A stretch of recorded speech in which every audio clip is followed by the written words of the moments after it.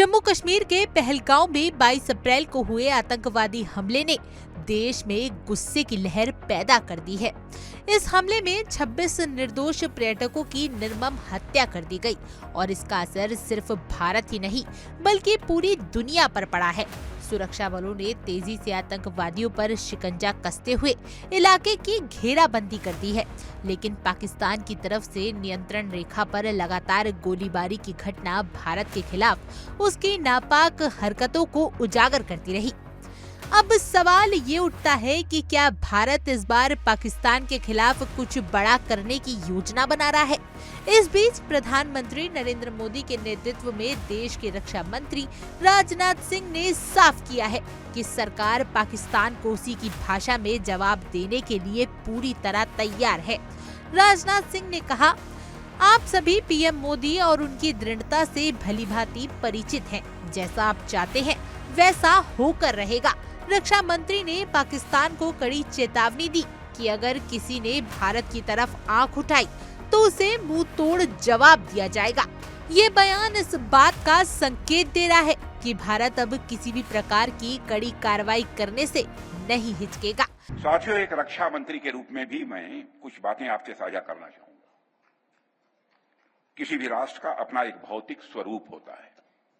भौतिक स्वरूप के अंतर्गत किसी राष्ट्र की भूमि होती है, उसकी सीमाएं होती हैं, उसमें रहने वाले लोग आते हैं। तो वहीं दूसरी तरफ राष्ट्र का एक अपना आत्मिक स्वरूप भी होता है, जिसके अंतर्गत राष्ट्र की संस्कृति, उसके विचार और उसके मूल्य आते हैं। एक राष्ट्र के रूप में भारत के भौतिक स्वरूप की सुरक्षा हमारे वीर सैनिकों ने हमेशा की है।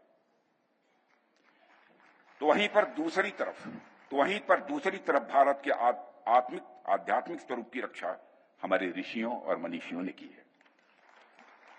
जहां एक तरफ हमारे सैनिक रणभूमि में लड़ते हैं, वहीं दूसरी तरफ हमारे संत जीवन भूमि में लड़ते हैं।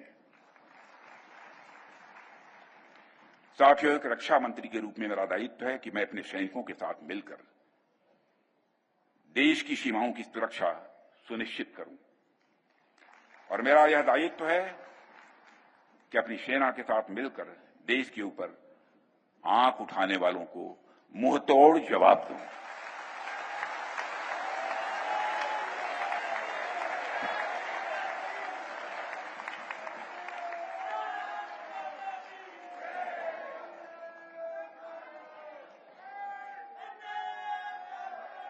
और आप सभी हमारे प्रधानमंत्री नरेंद्र मोदी जी को अच्छी तरह जानते हैं।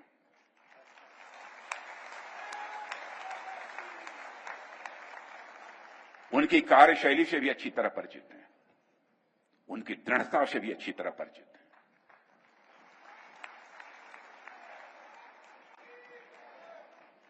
जोखिम उठाने का भाव किस तरीके से उन्होंने सीखा है अपने जिंदगी में। मंत्री मोदी जी के नेतृत्व में जैसा आप चाहते हैं वैसा होकर रहे।